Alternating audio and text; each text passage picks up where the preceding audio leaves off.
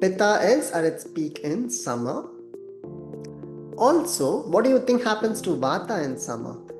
Vata is cold and summer is hot, so obviously Vata doesn't aggravate in summer.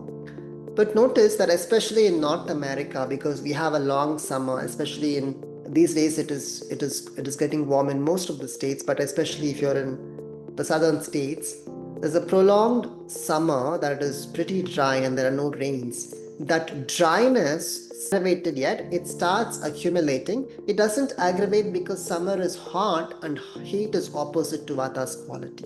And then we have fall. What happens in fall? What doshas do you think aggravate in fall? Vata, yes. So why Vata? Because you see, at the end of a long dry summer, we have accumulated dryness and Vata is already accumulated, ready to boil. And Pitta starts pacifying because fall gets cooler. Now, what happens in winter? So, in early winter, the Vata still continues to aggravate. And actually, you may have, how many of you noticed that from late fall into early winter, around this time of the year, your lips start cracking, your body, your skin feels more dry? How many of you have noticed that?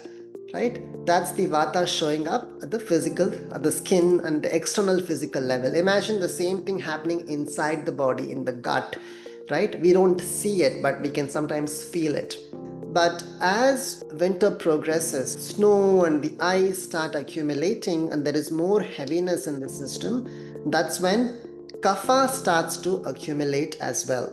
In late winter, and especially in peak winter, December, Jan, Feb, even though there is ice and snow, it's in a frozen, condensed manner. So there is still, even though there is moisture, it is in a condensed manner that still leads to some dryness in the system. But what happens in spring? What do you think happens in spring? So spring is still on the cooler side. It's not very warm yet, but it is getting warmer, and that warmth starts melting all the snow and the ice in the environment. And the same thing also happens in our body. You may have noticed the skin again cracks, and it's like, although as though something is coming out, as though the body is trying to detox itself out, because all the frozen kapha wants to get out. And then in summer, obviously, kapha will get pacified because of the intense heat. If we understand this, we can also understand a lot of what's happening in the body. So what do you do in winter to remedy? So obviously the answer is, what do you not do? First thing, anything that increases Vata and Kapha. What increases Vata? Anything that is dry, light, cold, rough, mobile, etc. Anything that is raw also aggravates. So raw vegetables, raw salads, raw greens, all these aggravate Vata. So staying away from them.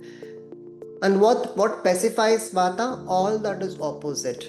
So something warm, so eating warm meals, warm soups, hot water, cooked food, cooked vegetables, steamed or boiled or sauteed vegetables. Something that is moist, like some ghee or mild amount of oils if you're okay with oils. All these pacify Vata. Staying, especially if you have a Vata imbalance and you live in a cold place, I always recommend stay bundled up, minimize exposure to too much cold. Try not to do something like running in the cold. All that further aggravates Vata. Kapha is again aggravated, especially in late winter, anything that is heavy. So we recommend not eating too heavy cold. A lot of ice creams and a lot of heavy meat can further increase kapha in the system. A few tips to pacify Vata are oil massage, self oil massage. A nice sesame or coconut oil application all over the body, giving a nice massage. It's a way of expressing love to your own body.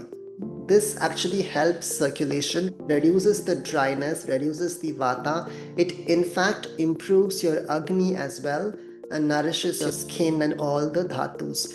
Ayurvedic text, it is said, Abhyanga macharet nityam sa jarashrama vataha, which means it delays aging and it nourishes you, it energizes you. Leave the oil on the body for at least 5 to 7 minutes. Stay in a warm place, and then you take a warm shower. You don't have to wash off all the oil from your body. It will give a nice soft gloss to your skin, and that is very good. It prevents even the dryness, and it really supports your body. The next thing is mild exercise. See, a mild exercise, it throws off the sluggish kapha and it keeps a healthy flow of vata in the system.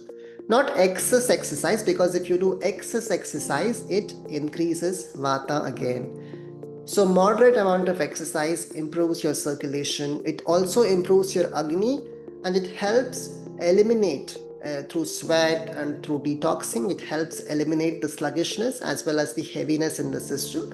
And as many of you may have experienced, it even helps your body and mind become lighter. So that a balanced yoga practice is really, really powerful. I practice something called the Shri Shri Yoga, which is a sequence of asanas that pacify all the 3 doshas. There are different asanas that have an effect on different doshas. Even pranayamas like Kapalabhati, Bhastrika, they kindle the Agni and they balance all the doshas. Meditation pacifies the excess vata and promotes healthy kapha, both of which are very important for our system.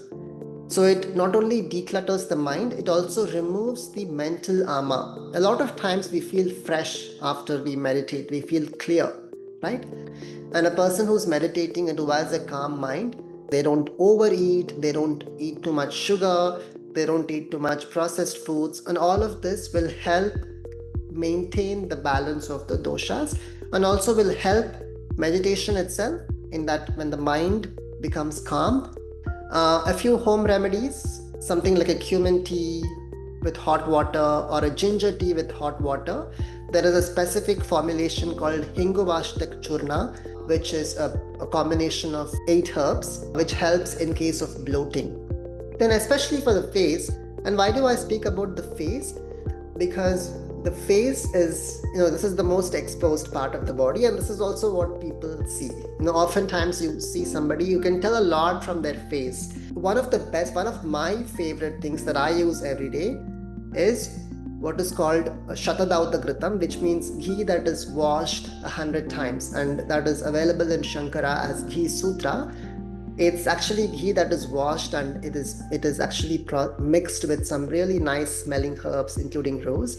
And I tell you, it makes my skin so much smoother, hydrated. And actually, on Kumkumadi Tailam is another classical Ayurvedic preparation. It has a list of ingredients, including saffron, and it is mentioned in the shloka, in the Samhitas, that the benefit of applying Kumkumadi Tailam is, after applying it continuously every night for 7 days, the face gets a golden glow. Saptaratra prayogena bhavit kanchana sannibham. Kanchana means gold. So it gets the glow of gold.